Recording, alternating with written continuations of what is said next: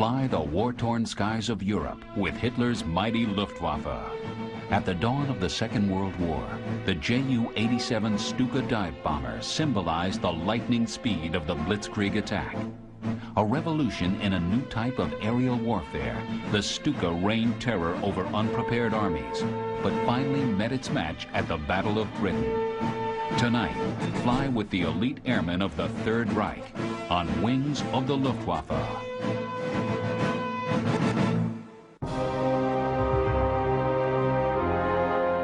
In detail, it was much like every other bomber aircraft of its day. Decidedly overbuilt, rugged to a fault, it was as much a product of propaganda as of accomplishment. Nevertheless, it was also highly effective at doing what it was designed to do, attacking and destroying ground targets, including personnel and equipment. In the hands of a competent pilot, it was a decidedly efficient weapon.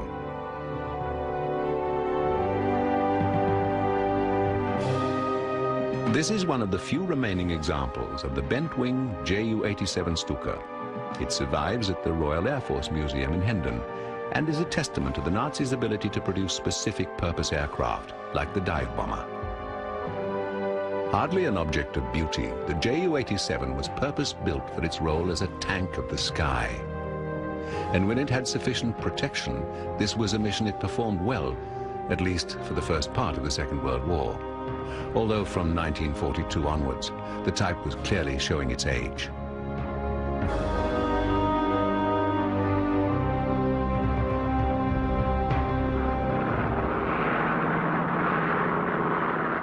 Usually perceived as a weapon of the Luftwaffe, the Ju-87 was used by several other Axis air forces, as they all fought to capitalize on the new techniques of war developed in the 1930s. The central core of the new theory was the concept of blitzkrieg, lightning attack by land supported with intensity from the air. Military theorists envisaged that large numbers of dive bombers, flying in packs, would blast a way through for ground troops, so that the speed of the tanks and armored carriers could be used simply to take the enemy by surprise.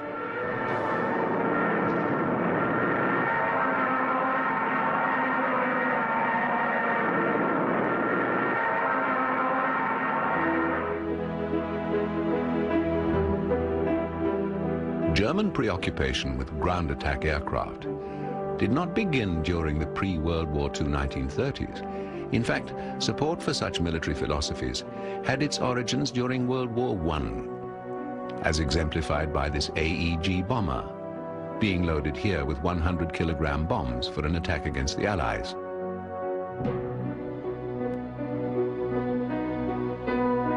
World War I ground operations were the worst of all possible nightmares. The conditions were abysmal and attacks came from virtually all quarters with little respite from the air. The effectiveness of such air attacks proved a major revelation to combatants, as not only were they physically debilitating, but psychologically so as well. This lesson didn't go unheeded, and within months of the initial successes, all combatants were operating aircraft optimized for ground attack. The German Air Force was quick to extend its lead in this arena, and many bombers, such as this Gotha GV, were created to fill the ground attack role. The combat successes enjoyed by these aircraft set a precedent for all military airplanes to come. Attack from above, when conducted by surprise, was a most efficient and devastating means of delivering destructive firepower onto a target. If such attacks could be undertaken with even a modicum of accuracy, they could quickly debilitate their target at little or no cost to the attacker. Virtually all combatants, such as, for instance, Italy with their Caproni CA-3, rushed bomber aircraft into production before the cessation of hostilities. Consequent to the development of bombers, there was a newly aroused interest in the development of self-stabilized, free-falling iron bombs. And in an interim attempt to develop smaller, more maneuverable bombing platforms, the ground attack aircraft came to life in the form of such early technology exercises as the Royal Aircraft Factory FE-2. With the cessation of hostilities in 1918, the world's armament factories suddenly found their existence without justification. The aircraft industry and associated military air services were aware of this sagging enthusiasm. Aerial spectaculars, such as the first transatlantic crossing by fixed-wing aircraft with Alcock and Brown in the Vickers-Vimy in 1919, were heartily endorsed because of their public relations value. Similarly, aerial displays such as this, with a multitude of Keystone LB-5 bombers making a formation flyby, were promoted unashamedly in the hope that public support would be forthcoming for the modern US Air Service.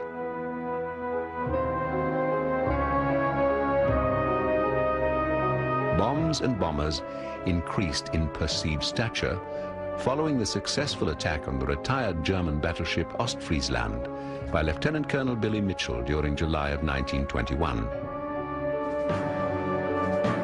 There was now no denying the effect of aircraft on the future of military conflict. Bombs and other weapons delivered from the sky offered a virtually unstoppable means of attacking an enemy deep within his own borders. No target was invulnerable, be it a terrestrial structure of concrete or a steel-walled ship at sea. Mitchell's bombers and their undeniable successes had destroyed the myth of battleship invincibility, and likewise the invincibility of all other weapons of warfare.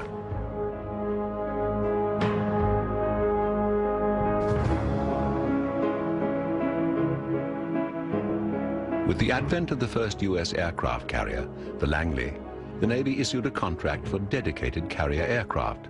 From these designs, the Naval Aircraft Factory produced a series of successful biplanes.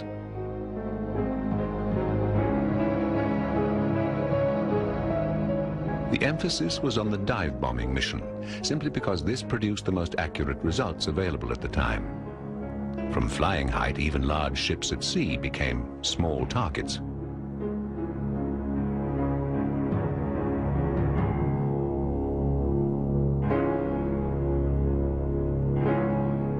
By the middle of 1920, a whole series of new biplane aircraft was being developed, and the Curtiss Company of North America was clearly showing the world a lead in producing not only fighters, but accurate dive bombers, which were suitable for carrier use, as defined by the United States Navy.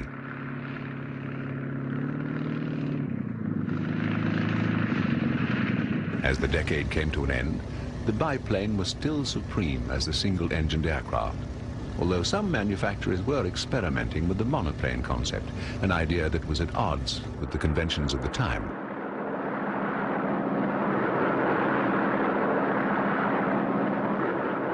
This proven sturdy biplane was one of the Hawk series produced by Curtiss and lent itself to the accurate dive bomber role. It impressed German World War I ace Ernst Udet to such an extent when he visited America that he arranged to purchase the model, which was sent back to Europe for analysis by German technicians. There is no doubt that Udet was smitten by the Hawk's performance. General Rabach explains.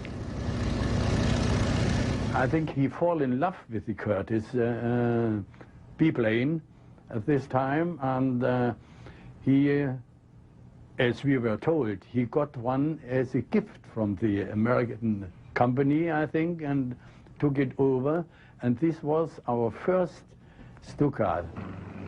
Although the American Navy pioneered much of the dive bomber research, as time went by, it was to become more interested in other types of aerial attack on surface vessels. Horizontal bombing and the torpedo mission were also under development. And all these methods would require the skill of naval aviators landing on a small patch in the ocean.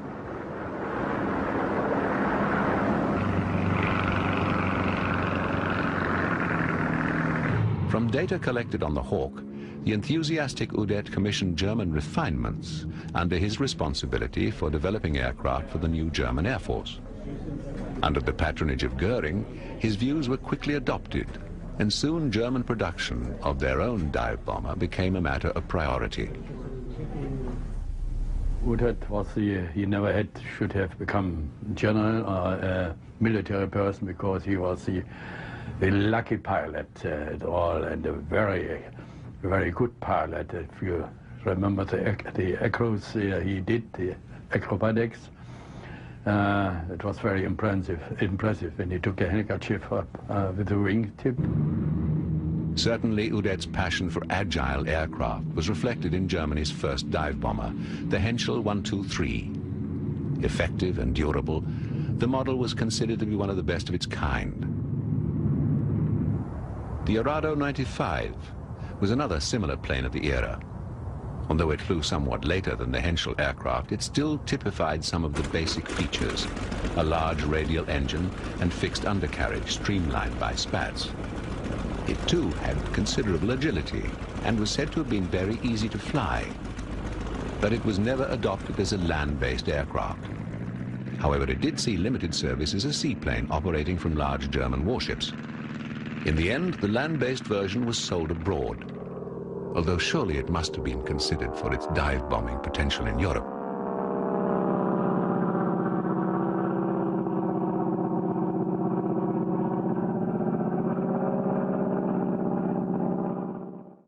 By the autumn of 1935, the new German Luftwaffe was developing its first monoplane dive bomber. Perceived as a replacement for the 123, the first prototype Ju-87 Stuka was considered a strong hope for the future. Early production began in 1936, though the numbers were limited as the model still required some development, apart from improvements to design and techniques of manufacture. The first Ju-87s were powered by a Rolls-Royce Kestrel engine, there being no better type available of German manufacture. Later, all the production models were powered by Jumo inline engines produced by the 87's manufacturers, Junkers. Over the life of the 87's airframe, its horsepower increased from 600 to 1400.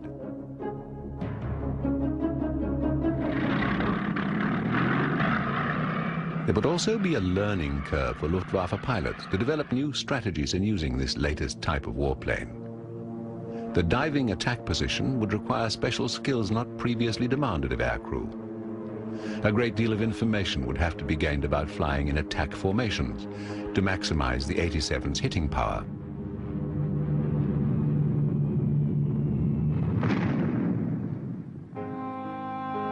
The Stuka carried one main bomb, and a window was provided so that the pilot could see that it was lowered by a trapeze to clear the propeller's arc before launching. This was peculiar to dive bombers. The 87's cranked wing provided the considerable lift needed by dive bombers, but also assisted the fixed undercarriage by ensuring the propeller was well clear of the ground on takeoff. Large trailing edge flaps, typical of most Junkers models of the time, helped to stabilize the aircraft, especially in the dive mode. They were counterbalanced by weights to reduce pilot effort, since no power assistance was available for aircraft of this type. They ran the entire length of the wing.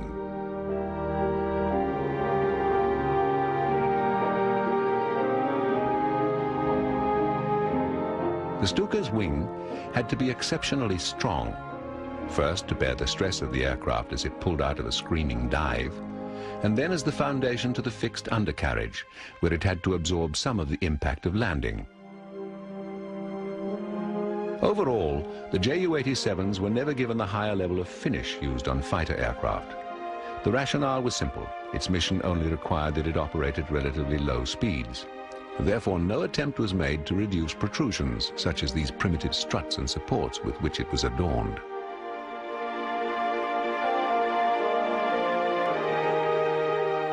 Even the undercarriage was as basic a device as possible.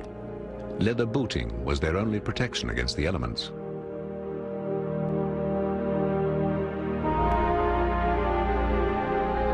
And the rivets that festooned the wing were never flush with the surface as they would be with a potentially faster aircraft.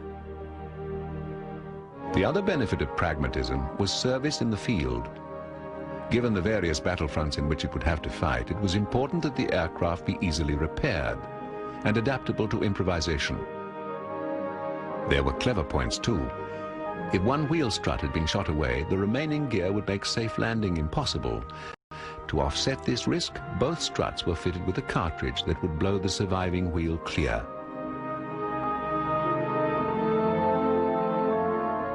The Stuka was by no means defenseless. Both single and dual-mount machine guns were optional in the rear cockpit facing aft. And though they had their limitations, they did provide a nasty sting. From Poland to Norway, Holland, Belgium and France, the initial combat forays of the Ju-87 proved extraordinarily successful. Almost overnight, the aircraft became a legend. Its bombs were dropped on targets with stunning accuracy. And the psychological effect its screaming siren had on targeted populations was uncanny. Though Nazi land forces were discovered later to have been at a numerical disadvantage, the Ju-87's ability to offset this proved decisive. Nazi ground forces were spearheaded by Stuka advanced strikes against the enemy.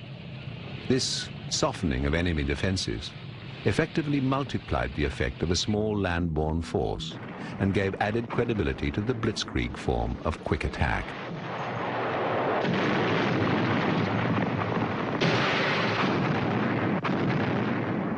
Initially flying unopposed over the European countryside, Ju-87s gained a stature in the Luftwaffe and a reputation among Nazi ground forces that far outstripped the aircraft's actual accomplishments. Though an admittedly precedent-setting bombing platform, it was not, as the Nazis would soon discover, invulnerable. Perhaps the zenith of the Stuka's service was reached during the early stages of World War II, when European skies were controlled by the Luftwaffe, and victories at Dunkirk and over France were inflating Nazi morale. The aircraft had by this time achieved an amazing record for pinpoint accuracy. By the end of the war, it would sink more Allied ships than all other combat aircraft combined, and its effect against tanks would be second only to the Russian Stomovik. Udet's belief in the dive-bombing philosophy and his support for the Ju-87 enhanced his standing with the German High Command. At the beginning of World War II, the Stuka proved an ace card for Hermann Goering and Adolf Hitler. Even Italy's fascist leader Benito Mussolini became enamored of the aircraft, and samples were sent to the Italian Air Force for use in North Africa. France had collapsed. Dunkirk had settled into an historical embarrassment for the British, and the Stuka had seen its most significant success of the war. While Hitler and his Nazi cronies trumpeted the arrival of the Third Reich, the Allies licked their wounds and assessed their tactical options. Undoubtedly, the Stuka epitomized the early success of all blitzkrieg operations. These successes only helped Hitler to consolidate further his hold over the Wehrmacht. Prior to the gains in France, the army had secretly plotted his demise, considering such successes unachievable. But in the light of German victories in the first few months of the Second World War, the rebels within the military fell silent. Party discipline was rigid as Germany savored its success and prepared for total victory in Europe.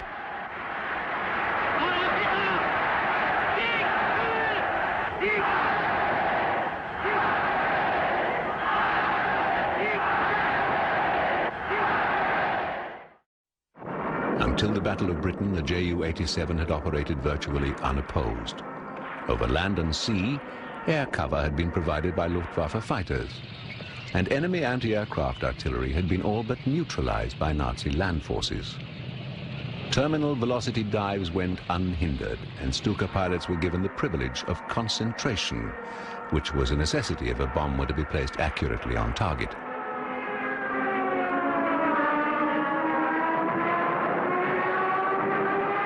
The Stuka's successes were dependent on its ability to roll into a near vertical attitude over a target.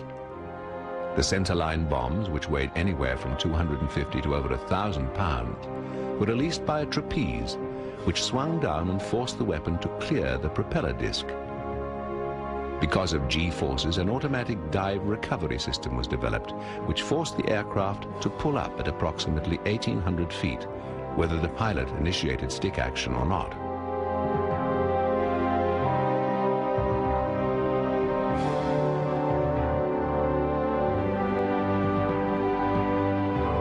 As the British vacated the continent, the Wehrmacht had merely a mopping-up function to perform. It had time to consolidate, time to assess its positions, and time to savor its gains. From now on, Germany would control the order of battle, and it must have seemed to all the world that the German juggernaut was simply irresistible. But there was one target left. The thorn in Hitler's side was England. He had either to treat with the British or annihilate them. The latter course called for Stuka activity. As the Luftwaffe chased the last British and French troops into the sea, they forced them to leave behind vast quantities of weapons and supplies, material the Allies could ill afford to lose, and some of which would even be utilized by the Germans. A pathetic end to the Allied expeditionary force, which should have stopped the Wehrmacht in Belgium. Even before Dunkirk, the German High Command was laying plans for Operation Sea Lion, the invasion and occupation of the British Isles. But first, control of the English Channel and the seas around Britain was necessary. And again the Luftwaffe was seen as the logical weapon to deny Britain its lifeline to America and its only possible link with survival. Certainly the British Merchant Marine and the docks that serviced it were the jugular of the last free nation in Europe.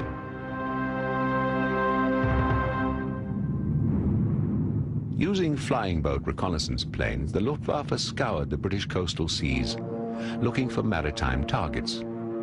As soon as they were identified, the information was quickly radioed to swarms of Ju-87s, poised to sever the British supply line.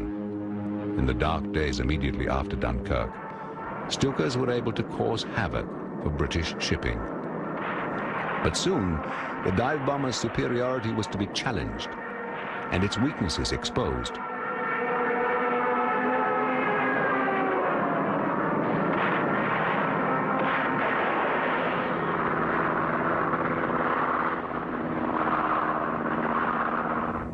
The Battle of Britain not only changed the face of the war, but also ended for all time the Stuka's legend of invulnerability. When finally confronted head-on by a determined and well-equipped air force, the Luftwaffe capitulated. And more particularly, the Ju-87 was found to be an extremely vulnerable target. Stuka losses, in fact, were so devastating the type was singled out for its failure and pointedly removed from the Battle of Britain arena. Spitfires and Hurricanes, perhaps the most effective Allied combat aircraft of their day, found the slow and sluggish Ju-87 an easy kill.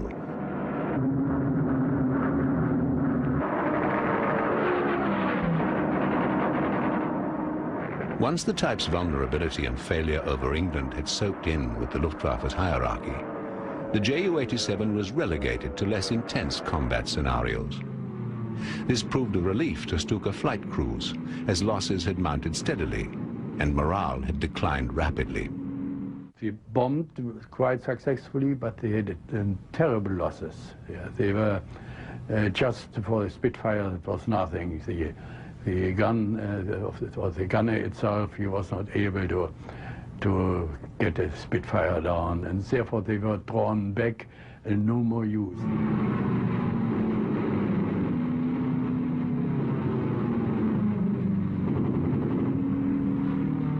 Though the Stuka myth was now debunked, the type remained an integral and critical part of the German war plan. In fact, though successes over England had been minimal, and the aircraft had proved extremely vulnerable to enemy action, production orders for the Stuka had been increased, even as the Battle of Britain rolled to a close. Reassessment of the Stuka's role now led to the conclusion that the aircraft had in fact been more of an adjunct to the old-fashioned gunnery and foot soldier, rather than vice versa. Though the Luftwaffe and its Ju-87s had stunned and confused enemy forces, it was now realized that in fact it was the infantry and the artillery that had secured the conquered lands. The German High Command discounted the Luftwaffe's failure over Britain as it made plans for another front, Russia. In spite of the fact that its bubble of invincibility had been burst, the Ju-87's work was far from over. Its use in North Africa, supporting Kesselring and the Afrika Corps, and in Russia, Yugoslavia, and wherever else the Nazi juggernaut found itself, proved of inestimable value in what few victories the Nazis would realize from now to the cessation of hostilities. Hans Ulrich Rudel, eventually to become the most famous of the Luftwaffe Stuka pilots, finally logged over 2,500 operational missions in the aircraft, attacking every conceivable target, including a Russian battleship. He destroyed over 500 enemy tanks and was himself shot down at least a dozen times. He flew the Ju-87 until the last few weeks of the war, losing a leg in the process and suffering other debilitating injuries as well.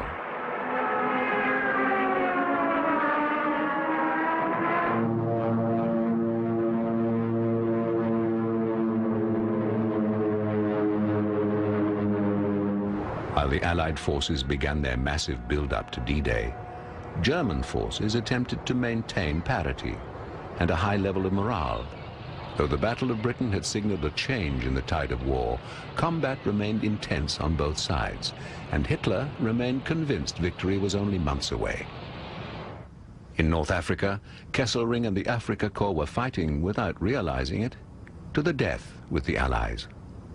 Though British forces were meeting with heavy resistance, the arrival of the Americans and the rapid build-up of both manpower and machinery were slowly shifting the advantage to the Allies. In a repetition of the combat situation over Europe, the Ju-87 was having a field day in undefended skies. Within months of the arrival of competent Allied fighters, such as the British Hawker Hurricane and the American Curtiss Warhawk, this success would be neutralized, and Stuka pilots would once again realize their extraordinary vulnerability.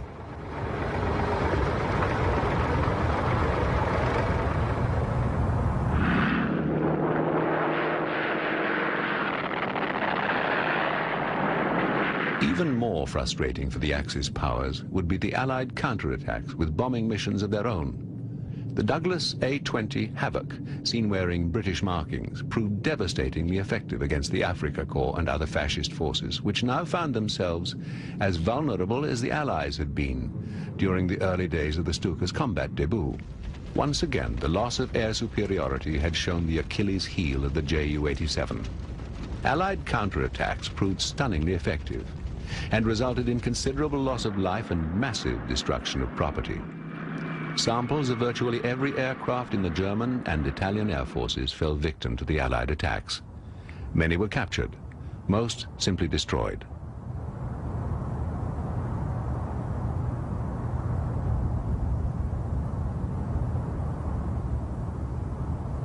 As the war in Africa wound down, Kesselring and his deputies continued to wear a facade of imminent victory. And in Germany, as the war became decidedly more desperate, Hitler also acted out a charade of invincibility, while the world around him was about to collapse in flames and chaos. But there were two small victories still in the offing: Yugoslavia and Greece. In both cases, the tried and tested method of blitzkrieg would be employed. High-speed assault by tracked vehicles, streaming through the towns and villages of rural Yugoslavia, achieved the same results as in Belgium and Holland. The rough Yugoslavian countryside was to provide the cover that protected their particularly tenacious resistance movement that was to form later. But in April 1941, the Wehrmacht, catching the inhabitants by surprise and completely outnumbering them, simply stormed through the country.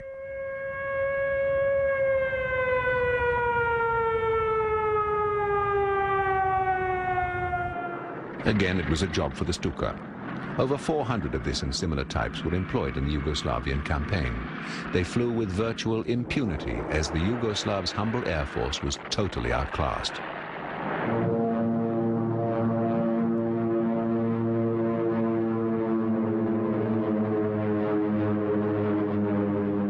In many ways, this was the Stuka's natural element. The steep hills and valleys confined much of the German land transport to established roads and tracks, but the Stukas could pick off otherwise inaccessible targets.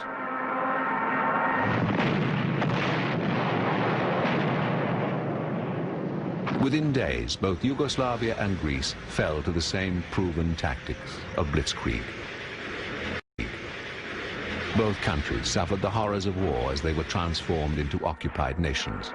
Even the British Expeditionary Force in Greece was pushed back into the sea in an action reminiscent of the defeat at Dunkirk. As always, it was the civilian population that paid the price and inherited the scorched earth that remained. The Greek campaign also involved the Italian Air Force. Some of these aircraft were Italian-built Ju-87s, part of a batch of 600 made by the Breda company under license. The normal machine gun complement consisted of 2 MG-17s and either a single MG-15 or a single MG-81. The 2 wing-mounted weapons were provided ammunition from wing bays, seen being loaded by the ground crew. The bomb load normally consisted of a single bomb, usually of 550 pounds. Stuka pilots prepare for a mission. Clearly visible on several are the cumbersome flak jackets designed to protect the torso area from ground fire and flak. Italian Air Force Ju-87s depart on a mission. They operated with considerable success until, like their Nazi counterparts, they were discovered to be vulnerable to air interception. Concern for the safety of Ju-87s in the Italian theater was the result of Operation Sea Lion and the associated failure of the Stuka in the English Channel shipping attacks. In fact, the aircraft had not been a complete disaster. Rather, it had succumbed to the relentless pursuit of Hurricanes and Spitfires. Prior to the 87, the Italian Air Force didn't possess a modern dive-bombing capability. The Stuka served to fill a major gap, particularly in supporting ground troop operations. One of the principal problems was that the ill-trained Italian army lacked the ability to cooperate with aerial forces. And what was worse, communication between German and Italian tactical wings barely existed. By the middle of 1941, the Ju-87 should have been undergoing replacement. A much improved twin-engine dive bomber, the Messerschmitt 210 Hornet, had been planned and again personally championed by Ernst Udet. But the 210 was an unmitigated disaster. Not only did it not perform well, but 1,000 were already in production before its failings became apparent. As a result, the 87 was required to soldier on. And even in 1943, when the Germans were starting to produce jet aircraft, no less than 1,000 Stukas left the production line. Completely outdated in design, but nevertheless still able to perform the basic roles.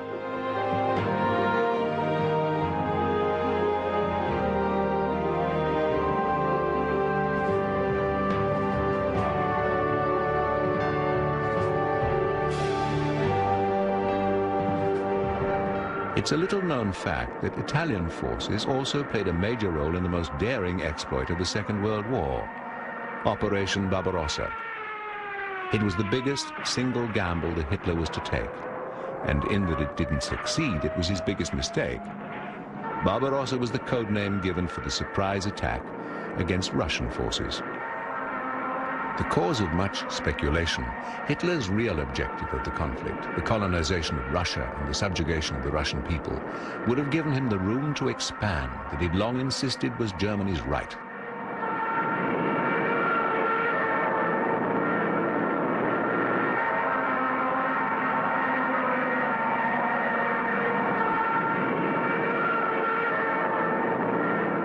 No less than 290 German Stukas were employed, together with 3 million men, 600,000 vehicles, and 7,000 guns.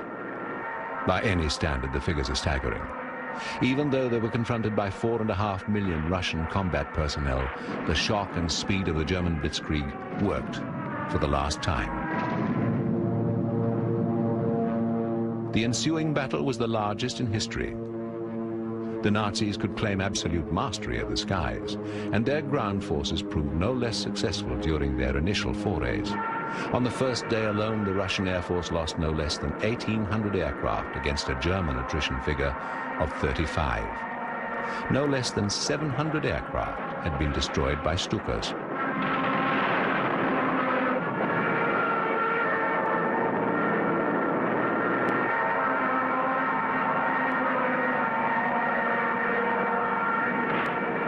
Although the Luftwaffe also employed other dive bombers, like the twin-engine Ju-88, the fact is most of the early dive bombing work in Barbarossa was carried out by the gull-winged Stuka.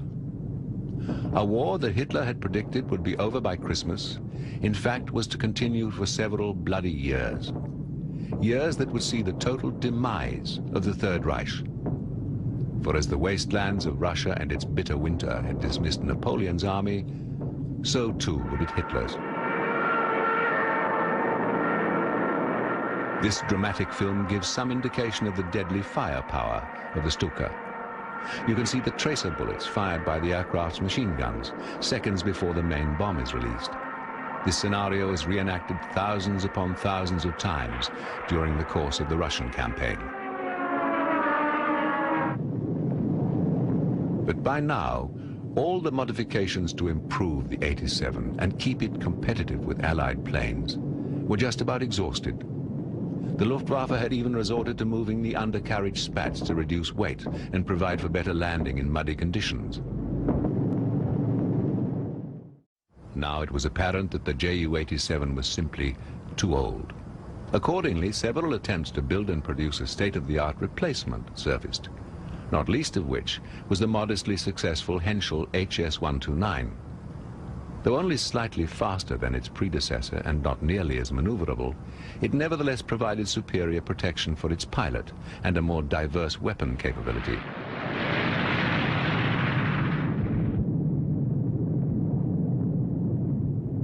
Offering the theoretical safety of two engines, in this case a pair of 700 horsepower Gnome-Rhone 14-cylinder radials, the HS-129 had a maximum speed of 253 miles an hour. It was equipped with two 7.9mm machine guns, two 20mm and one 30mm cannon, and it could also carry an additional load of 4 machine guns and up to 550 pounds of bombs. A devastating payload by any standard, and a combination that was designed to attack Russian tanks, as well as fixed ground positions. The two grooves on the side of the fuselage give an indication of the cannon positions.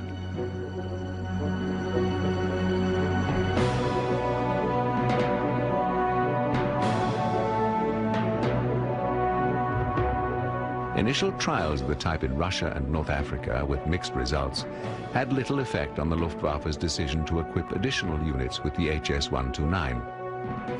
Operational units formed in Tripoli and Tunis and Sardinia, where only a modicum of service was rendered.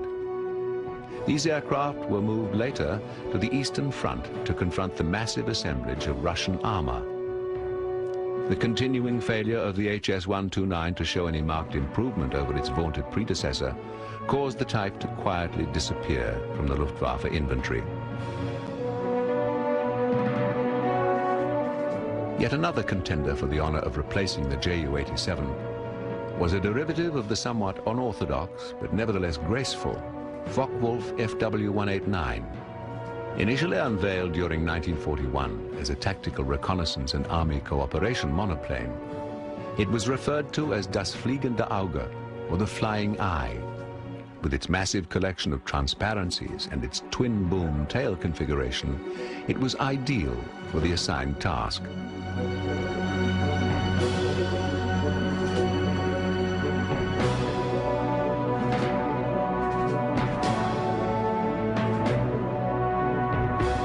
A total of 828 FW-189s were built by the end of the war, and these saw service on virtually every front. Heavy use of the type occurred in North Africa and on the Eastern Front. Surprisingly, though giving a strong impression of fragility, the FW-189 was a rugged and resilient aircraft. Its usefulness surpassed all expectations, and it proved a difficult target for Allied combatants to counter. This was due in part to its surprising agility, its ability to absorb considerable punishment, and its modestly effective defensive armament. It was even known to survive the notorious Russian Taran, or ramming attack, sometimes returning to base with as much as half its horizontal and vertical tail surfaces missing.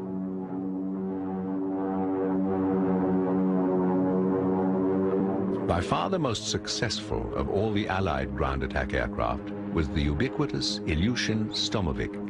It was purpose-designed to be a ground attack aircraft of great versatility. It acquired an extraordinary reputation as a tank buster. The Sturmovik was respectfully referred to by the Germans as Black Death, and it was revered by the Russians, who called it the Flying Tank or the Hunchback.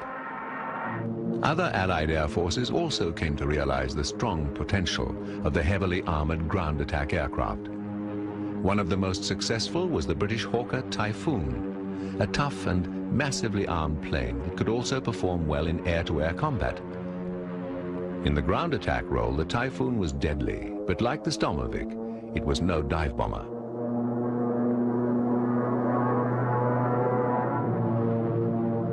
As far as the European theater was concerned, the title of the single-engined land-based dive bomber belongs almost exclusively to the Stuka. It's true, both the British and Americans converted various fighter aircraft to perform similar missions, but none was dedicated in the same way as the 87. As the war approached its inevitable conclusion, hundreds of examples of Ernst Udet's brainchild would be seen wrecked across the nation.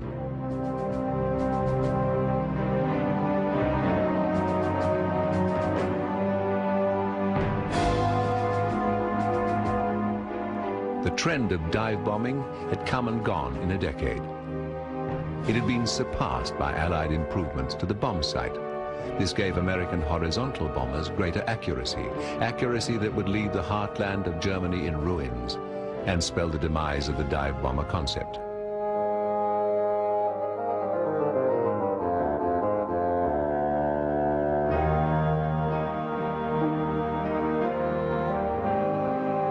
A testament to a totally different form of warfare, adapted from an American idea and pursued with a passion by the resurrected Luftwaffe, but only partly proven in concept. The Stuka dive bomber went on to perform other roles of ground attack and tank buster, simply because there was no other plane available.